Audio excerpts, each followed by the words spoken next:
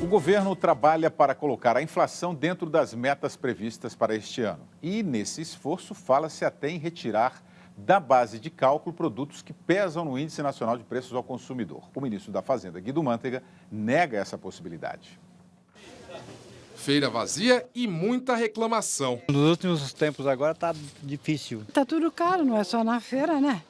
O IPCA, Índice de Preços ao Consumidor Amplo do último mês de março, mostra que produtos como batata inglesa e tomate tiveram alta acima de 30%. Hortaliças e verduras subiram em torno dos 9%. O choque nos preços teria como causa a falta de chuvas. Preocupados, alguns técnicos do governo defenderam uma mudança polêmica na formulação da política econômica. Retirar os produtos in natura, aqueles que não são industrializados, do cálculo total da inflação, para não comprometer a meta estipulada até o fim do ano, que é de 6,5%. A informação causou polêmica e o ministro da Fazenda descartou a possibilidade. Em 1977, quando a inflação alcançava os 40% ao ano, o então ministro da Fazenda, Mário Henrique Simonsen, queria tirar o chuchu do cálculo do custo de vida. O preço do chuchu havia aumentado 10 vezes em 5 meses. E o produto ganhou o apelido de vilão da inflação. Em 2010, o próprio Mantega propôs tirar alimentos e combustíveis do cálculo, mas a ideia também não vingou. Não é um problema que está ali localizado em alimentos in natura ou commodities, alguma coisa. Basicamente tudo vem subindo, em particular o preço de serviço. No Brasil existem mais de 20 índices que servem para medir as altas de preço. Mas só um deles é usado para traçar as metas de inflação do governo. É o IPCA, Índice de Preços ao Consumidor Amplo, calculado pelo IBGE com base nos gastos de famílias com renda entre 1 e 40 salários mínimos. Eu diria que o nosso problema não é o termômetro, o nosso problema é a febre. Então, o fundamental é adotar um conjunto de medidas para que a nossa inflação apresente uma tendência para convergir para a inflação do resto do mundo. Algo, tomando como referência, um número de referência, algo como 2% ao ano. Claro que o governo não deve fazer isso, porque isso é manipulação. Eu vou fazer um registro aqui do Twitter do Emilson Nunes Costa. O trágico será o brasileiro ter o mesmo nível de desconfiança que tem o argentino dos índices oficiais da inflação. Acho que nós temos que seguir o exemplo da revista IA, proibir o uso do Photoshop nas estatísticas da economia. Muito boa essa ideia. Na realidade, quer dizer, me parece que o governo, que está um pouco desesperado com a tendência de queda da Dilma nas pesquisas, está querendo usar Photoshop e o triste é que depois, se no ano que vem, quando passar as eleições, se você maqueia agora a inflação, depois que passar a eleição, estoura a boiada lá na frente. Então, o risco de praticar essa política meio da Kirchner aqui no Brasil, ou seja, inventar nomes chiques para mentir para a população, a gente sabe no dia a dia, todo mundo sabe que a inflação está começando a estourar. E o governo está com medo, porque se a inflação estourar, o bolso é o órgão mais sensível do homem, certo? Então, se o bolso começar a encolher, então o risco para o governo é maior ainda com relação à reeleição. Então, por isso que eles estão querendo inventar essa maquiagem. Agora, Alexandre Schwartzman falou muito bem na entrevista que não adianta tirar o in natura, né? Os produtos in natura da estimativa do levantamento, porque a inflação mostra a sua garra agora, né? Nesse momento. Hoje, em Roma, o Papa Francisco rezou uma missa em homenagem a São José de Anchieta. O local escolhido para a celebração foi a igreja de Santo Inácio de Loyola, no centro de Roma. Santo Inácio era jesuíta, assim como o Papa Francisco e São José de Anchieta. Orai, irmãos e irmãs, para que o nosso sacrifício seja aceito por Deus Pai Todo-Poderoso. Toda a liturgia da missa foi feita em português, mas na homilia o Papa optou pelo espanhol. Em uma comparação com o apóstolo Paulo, Papa Francisco disse que Anchieta soube transmitir os ensinamentos cristãos com alegria, sentimento sem o qual não se pode fundar uma igreja. Não havia estudado teologia, não havia estudado filosofia,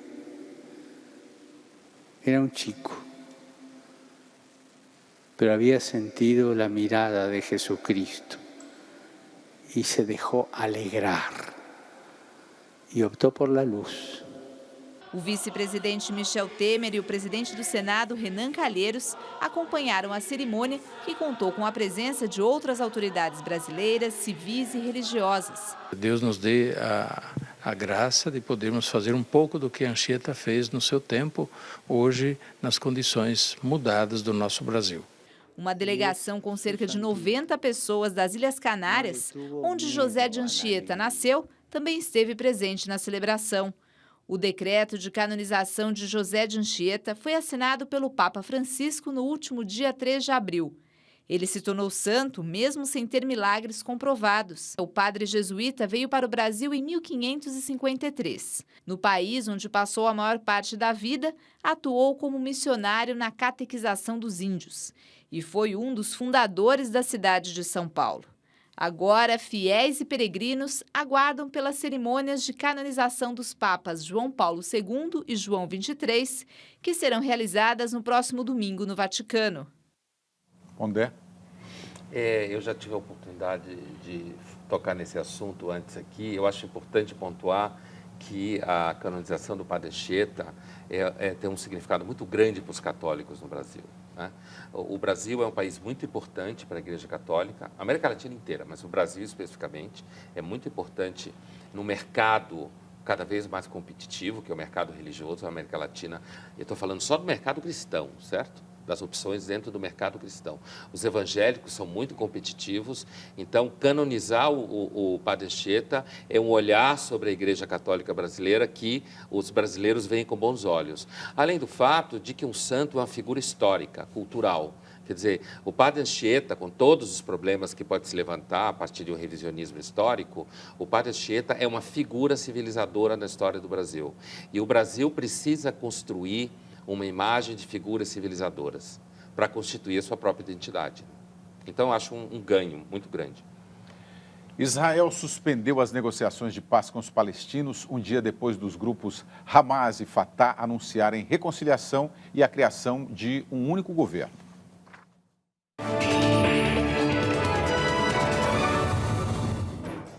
O premier israelense Benjamin Netanyahu acusou a autoridade palestina Mahmoud Abbas de sabotar os esforços de paz.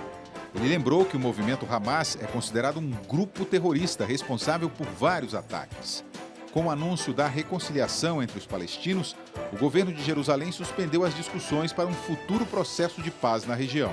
As negociações tinham sido retomadas em junho do ano passado por intermédio dos Estados Unidos, mas estavam paralisadas há um mês por descumprimento de acordos preliminares.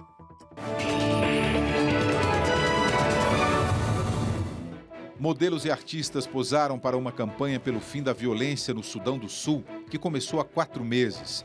Forças do presidente Salva Kiir enfrentaram os partidários do ex-vice-presidente Riek Machar, destituído em 2013. Há uma semana, a cidade petroleira de Bentiu foi atacada. Mesquitas, igrejas e prédios das Nações Unidas com mais de 5.000 refugiados foram alvos dos rebeldes. Eles selecionavam quem deveria viver ou morrer de acordo com a origem étnica. Mais de 200 pessoas foram assassinadas, 400 ficaram feridas. –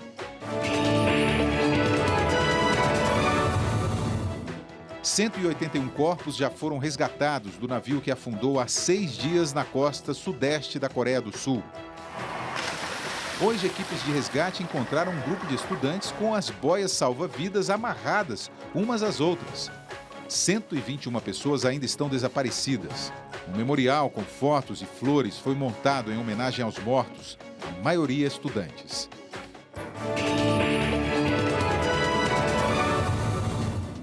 A cantora Beyoncé está na capa da revista americana Time.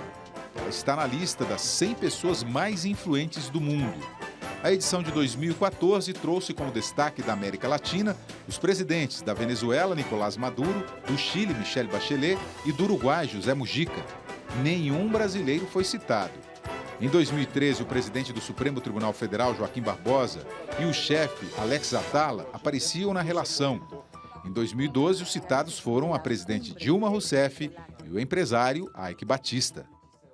Mas será que não temos ninguém aqui no Brasil para estar indicado entre os mais influentes da revista Time? Pois é, eu pensei que fosse uma sadia rotatividade, mas pela não repetir, mas pelo jeito não acharam substituto dessa vez. Vai ver que o sistema de pesquisa lá, se a gente pensar nesse ano que passou, eu não acho que tenha aparecido ninguém no Brasil tão importante assim, né? Assim, para ponto que tenha abalado, porque eu posso não concordar com o Nicolás Maduro, mas ele tem dado mídia. Eu posso não concordar com o Mujica ou com a Bachelet, mas eles têm dado mídia, né? Agora, você queria voltar a esse assunto? Não, só dizer que talvez 2015, né, quando houver um novo presidente ou uma nova presidenta, aí sim se revele um novo panorama. Você queria falar sobre essa aproximação Hamas e Fatah? Eu queria só explicar para o né? telespectador, assim,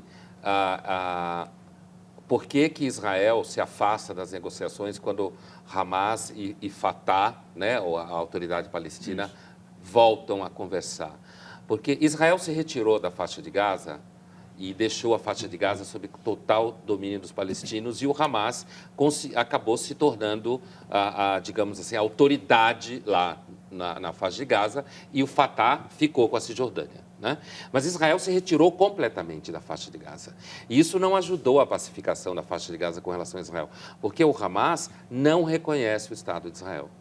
O Hamas tem como um dos objetivos a destruição do Estado de Israel. O Fatah não tem. O Fatah começou nos últimos anos, já com Arafat, a diminuir essa posição dura com o Estado de Israel. Então, quando o Fatah e Hamas se aproximam, do ponto de vista do Estado de Israel, o Fatah está se aproximando de uma organização que prega a destruição do Estado de Israel.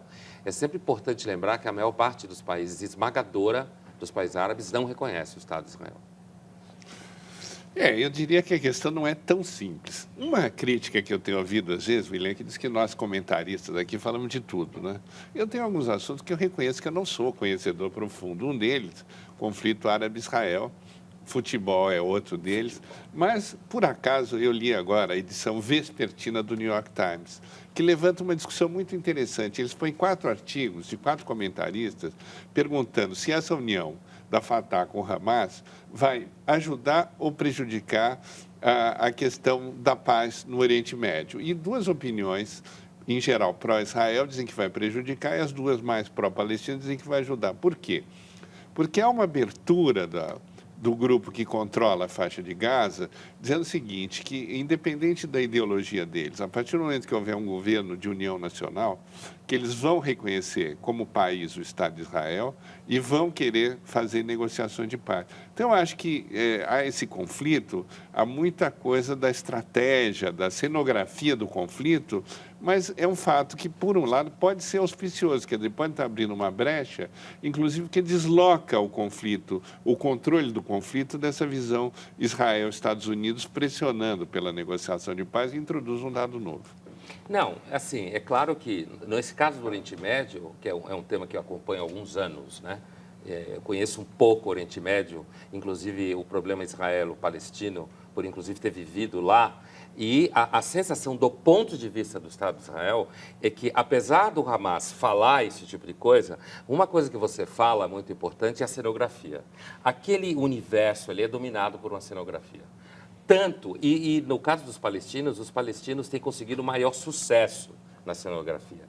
No seguinte sentido, a gente tem uma percepção, por exemplo, no Brasil, muito maior do sofrimento diário de palestinos do que do sofrimento diário histórico de israelenses, inclusive por conta desse cenário. Então, a ideia de que o Hamas fala que quer fazer a paz e reconhecer o Estado de Israel pode ser verdade ou não. Entende? Então, ali, a gente falava aqui semana passada, eu e a Arline, existe um drama, um problema de confiança ali. Como um pode confiar no outro, né? Você vai ver a seguir, a Universidade de Coimbra abre vaga para estudantes brasileiros aprovados no Enem. E no Japão, o presidente americano Barack Obama joga futebol com um robô.